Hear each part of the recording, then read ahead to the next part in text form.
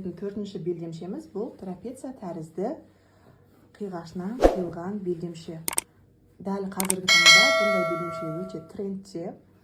Бұны ұзындығын қалауыңызша ұзартып қысқарта аласыз. Ешқандай замок салудың қажеті жоқ. Тігілуі өте оңай. Белімізге бөксеміз сыяды. Осындай резинкасы болады. Және французский шовты тігуді үйренеміз. Және московский шовпен етекті жібек матасын өңдеуді үйренетін боламыз. Міндетті түрде тігейік. Маған 2 метр мата кетті. Жібек матасы таза. Ендеше тігуді бастайық.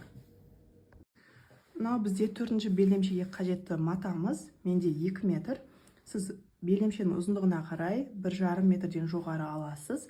Менде 90 сантиметрлік ұзын белдемшеге 2 метр шелк жібек матасын алдым.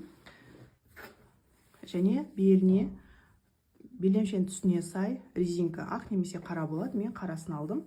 1 метр мұнда. Бізге негізі өзіміздің бел айналымыз болса жеткілікті. Осы жолы біз оверлокты қолданбаймыз, ешқандай зигзагты қолданбаймыз. Осындай жұқа маталарды өңдеуге арналған тегіс түрлерімен танысатын боламыз.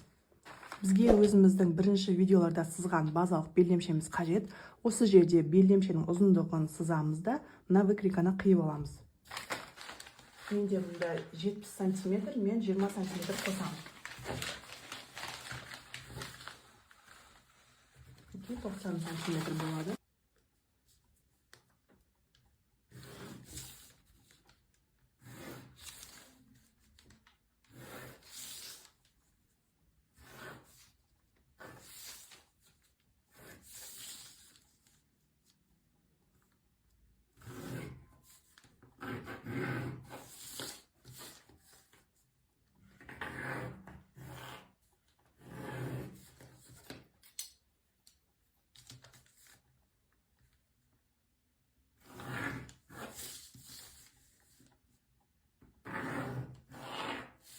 Бізге мына шлифка қажет емес, сол себептен мына жерді сызамын.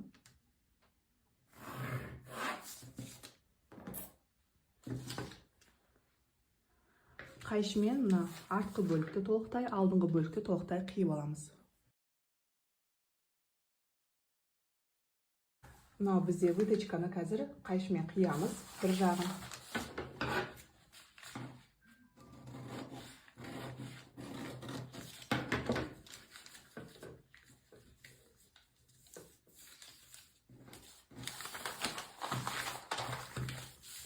Енді мына бөліктен жоғары қарай мына выточкаға 1-2 сантиметр жеткізбей қиямыз қайшымен.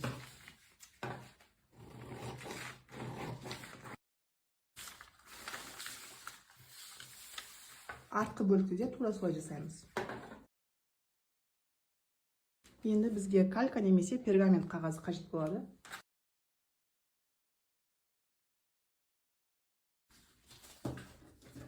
Инемен түйреп аламыз. Тура мына шеті, мына шетіне тақап қоямыз.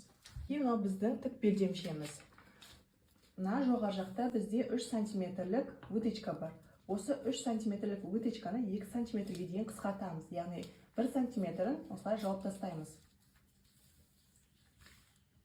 Мінекей. Мына аралық 1 сантиметр. Мінекей. Осылай асырып жабамыз да инемен түйреміз.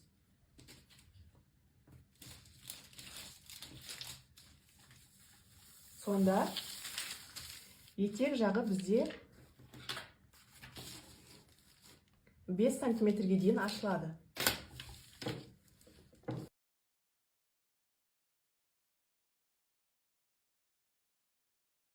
Мына жер бізде 5 сантиметрге ашылды.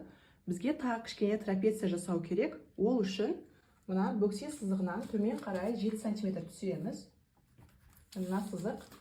Және етегінен 3 немесе 4 сантиметрді оңға қарай жылжытамыз.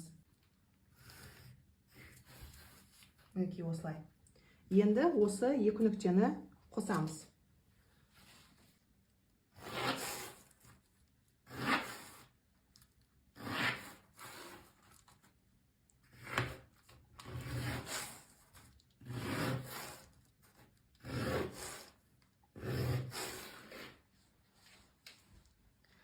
барлық жағын бастырып шығамыз.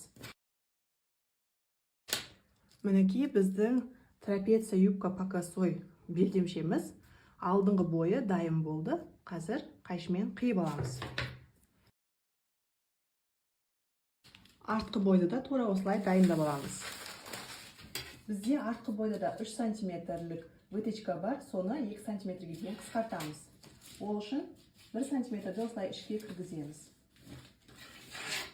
Дайын түрінде вытечкамыз 2 сантиметр болу керек. Мінекей инемен түйреп аламыз.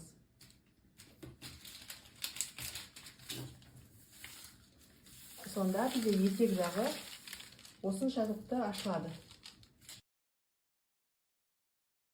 Енді мына жанына да 1-4 сантиметр қоссақ болады. Бөктеден төмен қарай 7 сантиметрді белгілейміз. Осы нүктемен осы аралықты қосамыз.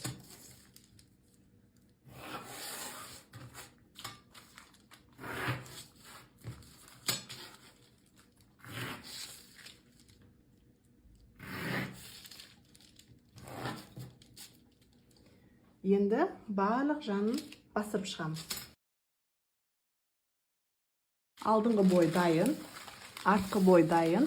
Енді келесі видеода матаға пішіп қиятын боламыз.